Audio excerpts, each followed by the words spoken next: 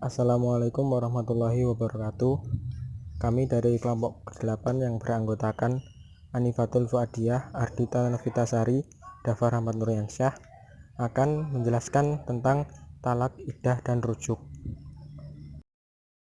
Pengertian talak. Secara bahasa, talak berarti pemutusan ikatan, sedangkan menurut istilah, talak berarti pemutusan tali pernikahan. Talak tanpa adanya alasan merupakan sesuatu yang dimakruhkan. Dari Sahabat radhiyallahu anhu, ia menceritakan bahwa Rasulullah SAW bersabda, siapapun wanita yang meminta cerai tanpa adanya alasan yang membolehkan, maka haram baginya bau surga. Macam-macam hukum talak.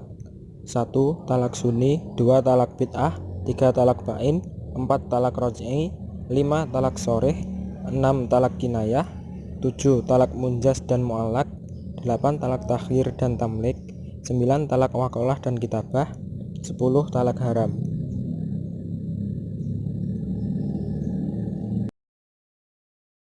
Ucapan-ucapan talak. Pertama, talak dengan lafadz. Talak dengan lafadz sharih atau tegas artinya tidak mengandung makna lain ketika diucapkan dan langsung dipahami bahwa maknanya adalah talak. Lafadz yang digunakan adalah lafadz talak secara umum yang dipahami dari sisi bahasa dan adat kebiasaan. Contohnya, seseorang mengatakan pada istrinya, "Saya talak kamu, saya ceraikan kamu." Kedua, talak dengan tulisan. Talak ini bisa dilakukan lewat SMS, email, atau surat menyurat. Jika seseorang tidak ada di tempat, lalu ia menulis pesan kepada istrinya melalui sarana-sarana tadi, maka talaknya jatuh ketika ia berniat untuk talak. Ketiga, talak dengan isyarat. Jika suami mampu mentalak dengan ucapan, maka tidak sah jika ia melakukan talaknya hanya dengan isyarat. Demikian menurut jumhur mayoritas ulama. Kecuali untuk orang yang bisu yang tidak dapat berbicara, maka talaknya jatuh jika ia melakukannya dengan isyarat.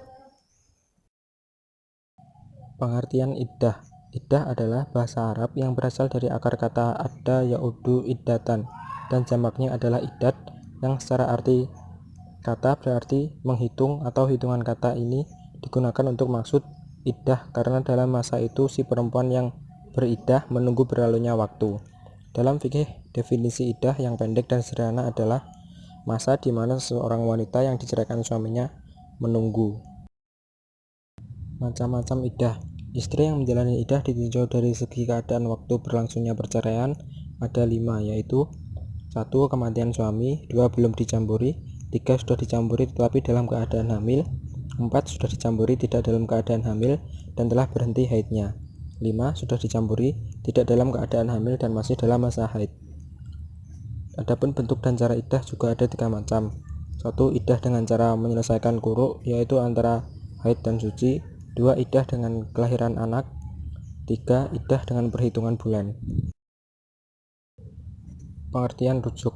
Seorang istri yang putus pernikahannya dari suaminya, baik putus karena perceraian, kematian, maupun atas keputusan pengadilan, rujuk hanya boleh dilakukan di dalam masa ketika suami boleh rujuk kembali kepada istrinya, yakni di antara talak 1 atau 2. Jika seseorang suami rujuk dengan istrinya, tidak diperlukan adanya akad nikah yang baru karena akad yang lama belum seutuhnya terputus. Hukum rujuk. 1. Wajib, yaitu khusus bagi laki-laki yang beristri lebih dari 1, dan apabila pernyataan cerai atau talak itu dijatuhkan sebelum gilirannya disempurnakan, maksudnya adalah seorang suami harus menyelesaikan hak istri-istrinya sebelum ia menceraikannya. Apabila belum terlaksana, maka ia wajib merujuk kembali istrinya.